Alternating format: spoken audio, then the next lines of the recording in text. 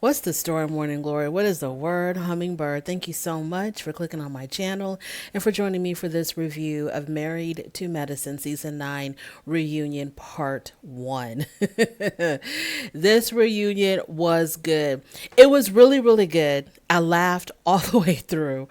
But unfortunately, my prediction has come true. The reunion was much more interesting than the damn season. The whole season just dragged, but the reunion was on and popping.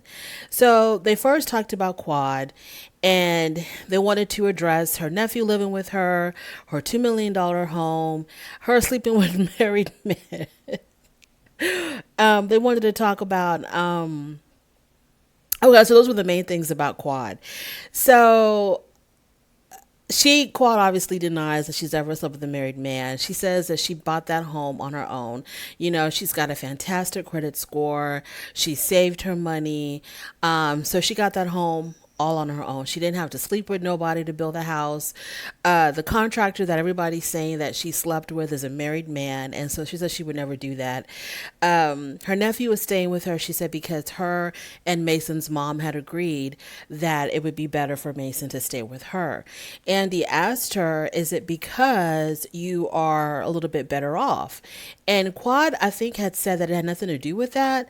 But girl, yeah, it has everything to do with that. You are much better off. You have a better home. You have more money. So obviously you could provide a better lifestyle for Mason. Of course, you love your nephew.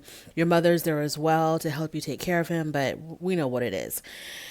When it came to talking about homes, I think they asked Toya what she thought of Quad's home when she first. No, the question to Toya was, isn't this a step up for Quad from that apartment? Because, Toya had a lot to say about Quad's apartment.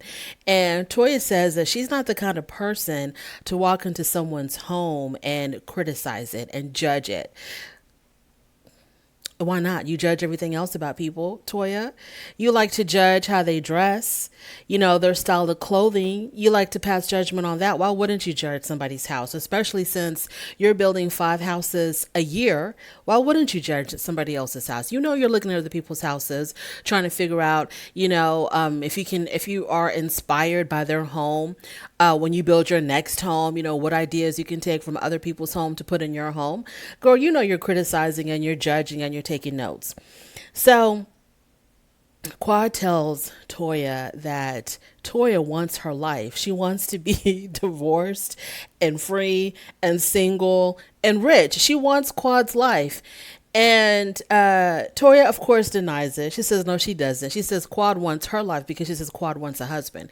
Toya, Dr. Heavenly, Dr. Simone, not every woman is holding their breaths waiting to get married and waiting to get husbands. Are you crazy?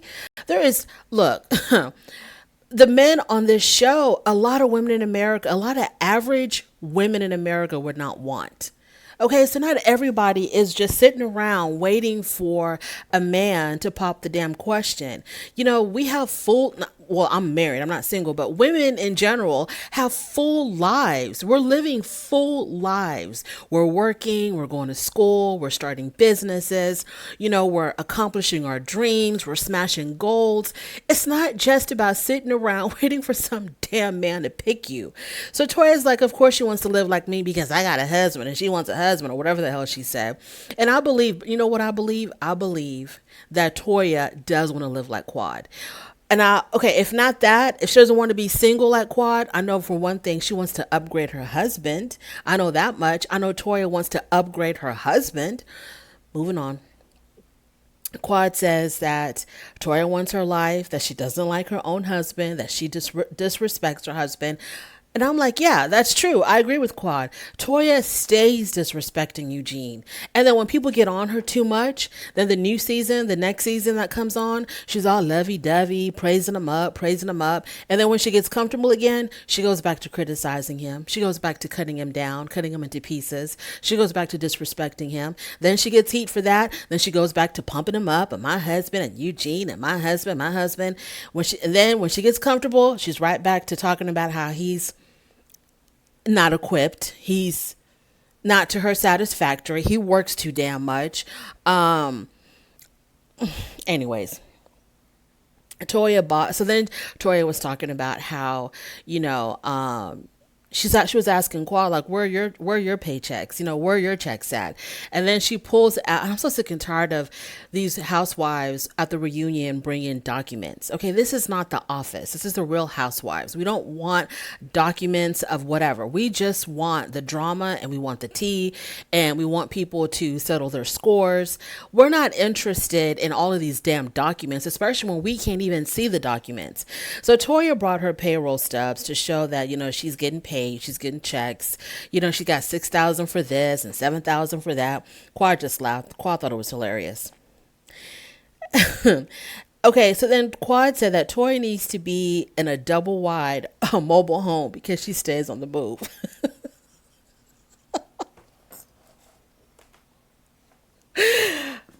Facts. Absolute facts. She can't stay in one neighborhood long enough. Yes. Absolute facts. Yeah. She needs to be in a mobile home. They talked about Quad's dating life. Okay, once again, Quad denies that she ever slept with her contractor. Then she takes out her lie detector test and said that she took a lie detector test and then she passed. Not only do I not trust lie detector tests because they're not admissible in court, but Kris Jenner took a lie detector test and she lied. She lied her butt off on that lie detector test and it said that she passed. So I don't put a lot of credibility in lie detector test. Toya says, okay, that's not admissible in court. All the women believe that Quad, all the women believe Quad except for Simone and Toya. They still believe that she had to lay down with someone to get her house done. I'm kind of surprised with Dr. Simone. With her being a doctor, you would think that she would have more faith in women, especially black women. But Dr. Simone, the fact that she just refuses to believe, or maybe she does believe that Quad has her own money, but she just wants to shade Quad for some reason. She just wants to make Quad look bad for some reason. But yeah, I don't like how Dr. Simone is coming across. I don't like how Dr. Simone came across this whole entire season. Usually Dr. Simone and Dr. Jackie are kind of put, I kind of put them up on a pedestal because they're such accomplished women, being female doctors. And they kind of have this regality about them. And Dr. Jackie, she kept her crown. But for me, Dr. Simone, she was just, she was just as average and just as normal as Toya and Quad. And Dr. Heavenly, she's always been in the gutter. So Dr. Simone to me, she fell down a couple of notches and it just really bothers me that she refuses to believe that Quad did anything on her own and that Quad had to either use a man or sleep with a man to get where she's at. Whether she did or she didn't, why is it hard to believe that she could have? That's all I'm saying. If you don't have video recordings of her doing these things that you're accusing her of, why don't you just give the woman the benefit of the doubt that she knows how to manage her money and that she was able to save or borrow or do whatever to get to where she's at and to have the home that she has. Just give her the benefit of the doubt. But it's so hard for Dr. Simone to consider the fact that Quad may have done this on her own. So Heavenly apologizes for perpetuating the rumor that Quad was, going around sleeping with married men and that she had a cash register next to her bed. Heavenly says that there's a difference between talking about Toya and talking about Quad. She says when we talk about Toya, it's worse because Toya actually has a family. She's married. She's got kids. So, saying things about Toya that are not true is a lot worse because you can be breaking up a home. But then it's okay to talk about Quad because she's single. And I'm like, Dr. Heavenly, where do you get these archaic beliefs? Where do you get these backwards theories? What are you talking about? I don't even have to say it, but I'm going to say it doesn't matter if the person is married or not married. You cannot be spreading lies about people. You can't spread lies about people, period. Just because Quad does not have a nuclear family like a husband and children, it doesn't mean that the lies about her are any less hurtful. I don't even have to explain that. The average person knows that it doesn't even matter. You just can't be spreading lies about people. It doesn't even matter. So Simone questions how Quad affords her home when they all get... Okay, so they talked about, like somebody had asked the question, one of the viewers had asked the question about how we don't see Quad working. And it's like, I don't know, I guess we're questioning how she's able to afford that home or whatever. And so Qua was explaining that, look, she had her talk show. She had, what else did she have going on? She had the talk show. She had something else. She's got the show. And then Dr. Simone said, well, we all get checks from the show. And I've been in my same house for 20 years and I don't plan on moving anywhere to keep up with the Joneses. Well, why don't you direct that to Toya? Direct that to your girl Toya, who's sitting a couple of seats, next to you or right next to you. Direct that to Toya. Toya's the one that's trying to keep up with the Joneses. Quad just wanted the finer things in life and she could afford to get it. She's not trying to keep up with anybody. And Dr. Simone, I guess in her mind, she's thinking to herself, we all get Bravo checks. Plus, I have a practice. So how come it seems like you're living high on the hog and, I don't know what she considered herself, barely making it, making it just enough. Whereas, Quad she's in a $2 million home and Simone is in the same home she's been in for the past 20 years because she ain't trying to keep up with the Joneses, she says. Then they go on to Heavenly. They asked her how she's doing since her mom passed. She says that she's doing good. She's hanging on. She says that she did make the first step to try to reconcile with her sister. Andy asked the women, has anybody met Dr. Heavenly's sister? Some of the women said that they did meet her. Dr. Jackie said that she has met Heavenly's sister and that they are, trying to make strides to get along. And Dr. Jackie says everything is good between them until Heavenly starts running her mouth and then it all falls apart. So, yeah, Heavenly and that mouth of hers, she'll just never learn. They asked Heavenly, they said to her, how come you're willing to censor yourself if it was going to cost you, the bottom line in your businesses, but you're not willing to censor yourself to protect your friends? And she was like, okay, point taken, point taken. Yeah, Heavenly, that's a really good question. It's okay for you to hurt your friends, but the only time that you would censor your mouth is if it would affect your businesses negatively. If it affects your money, if it affects your pockets, then you're going to shut up.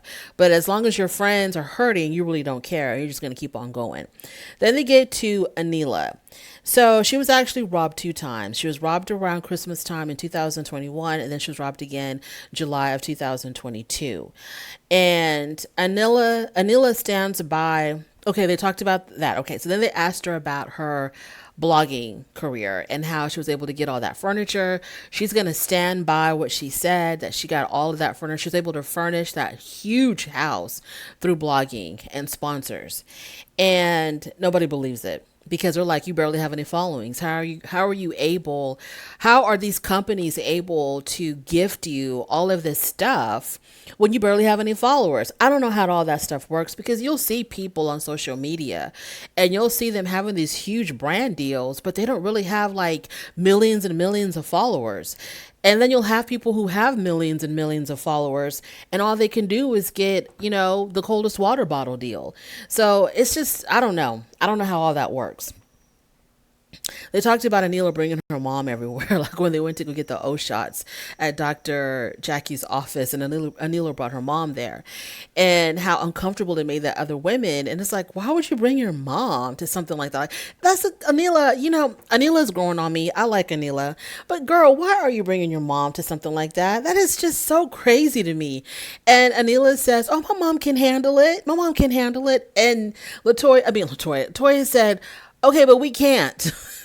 We can't handle your mom being there because we can't be ourselves. We can't be free. We can't talk and act the way we want to because we have to show respect to your mom. Anila, keep your mom at home. Dr. Simone had an issue with Anila using hashtag accountability when Anila had posted whatever she posted about her house being robbed. And at the end of her post, she put hashtag accountability. I mean, Simone hated that. She was really bothered by that. And she said that by her putting that hashtag accountability, it implied that Anila was pointing a finger to someone within the group as being responsible for her home being robbed.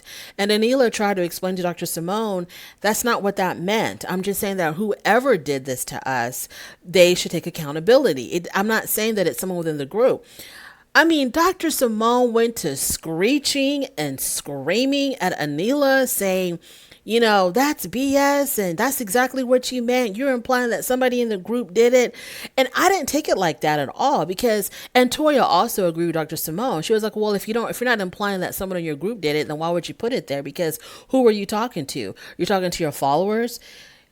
And I'm like, what? To me, when she did hashtag accountability, it just meant that in her mind, she wants the person responsible to be accountable. She wasn't directing that at any specific person other than the people that robbed her. So I wasn't thinking that, oh, she's implying that somebody in the group did it, because it's going to be her friend group that's going to see this post. It's going to be her followers that see the post. So it's either her followers that did it or her friend group that did it. I wasn't thinking that at all. People post a lot of stuff that's not directed to their immediate friends and family. They're just posting stuff out there. Like, it doesn't even matter. It's just stupid to talk about to take social media that seriously, to take so seriously what people put on Instagram and Twitter. Like, it doesn't even matter, Dr. Simone. Chill out. So then Quad says that Toya had knowledge of Anila's house being robbed before it actually happened, because Carrie, by the way, Carrie was a big part of this segment, but where the hell was she? Maybe she'll come next week, because she needed to be there on that first reunion. Carrie really needed to be there so she could explain herself. But Carrie had said that, I keep on calling her LaToya. Carrie had said that Toya told her that something was about to happen to Anila. Then a couple of days after that, Anila got robbed. So Toya, according to Carrie, had knowledge of what was about to go down before it actually happened. So that's why people were thinking that, okay, Toya has something to do with it. Either she knew the people that did it or whatever, because it happened when she had her Christmas party, and that supposedly somebody at her Christmas party had gone over to Anila's home and robbed her. And that could have explained how they were able to get past the security gates and the security guard, because they were invited guests of Toya. Toya says that Anila keeps getting robbed, maybe because she's just an a-hole.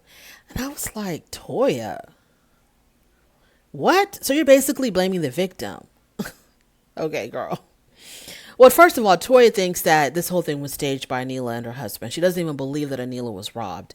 But I guess if she's going to go with the theory that she actually was robbed, then Toya says, okay, maybe this has happened. It keeps happening to you because you're just an a-hole. And I thought that was just a low blow, because you can't blame the victim. Toya was pissed. And Contessa said that Contessa asked Anila, if you think that Toya was somehow involved, then why did you go on vacation with her? Why are you taking selfies with her? Why are you hanging out with her if you think that she was involved? And Anila says, I don't know if she was involved or not. And I never said that she was involved. I don't know who was involved. So as long as she doesn't know, what is she supposed to do? Like, hate Toya, not associate with Toya until she gets to the bottom of it all? I mean, I don't know what Contessa meant by that. And so Anila kept on saying, I never accused her of doing this. I didn't say that she did this. I'm just saying, someone had told me that somebody in the group might have known something about me being robbed. I don't know, whatever. But man, Quad was on it. I really enjoyed the reunion. It was really, really good.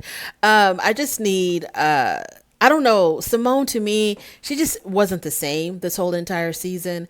And Jackie was, your typical Jackie.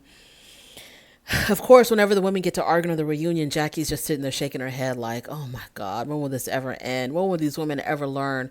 Dr. Heavenly, she was trying to take some accountability, but Dr. Heavenly, just like Quad, I told her, it doesn't mean anything when you say you're sorry, because you're going to turn around and do the same thing. You say you're sorry, and then you go back and you do the same exact thing. You're back on your YouTube channel, dragging everybody, throwing mud at everybody, talking about everybody, throwing everybody under the bus. And then you come back and you apologize. She either will apologize and then do it again, or she'll come out and say, oh, it was just jokes. And then she'll do it again. Everybody that talks about each other, she never says, Dr. Heavenly, the only one who's joking around is Heavenly. When she says something mean about somebody, oh, I'm just joking. But when anybody else says something mean, for some reason, those are not jokes to her. But I don't know. It was a good review. I really did enjoy. I mean, a good reunion. I really did enjoy it. Yeah, that's all I have to say. I don't think I have anything else to say. Oh, one more thing. Andy had to put Heavenly in check when Heavenly was referring to the women of the night, the ladies of the night. Heavenly kept on calling them hoes, and Andy was like bothered by that. He was like, "They are not hoes. They're sex workers. Don't call them hoes. They're sex workers." I was like, Andy, like, why is this getting under your skin? It's okay to correct her, but the way he corrected her, it was like he was really pressed by it. Anyways, that's my review. Thank you so much for joining me. On your way out, don't forget to rate the video. And if you like this content, go ahead and subscribe. And I will definitely talk to you later. Bye.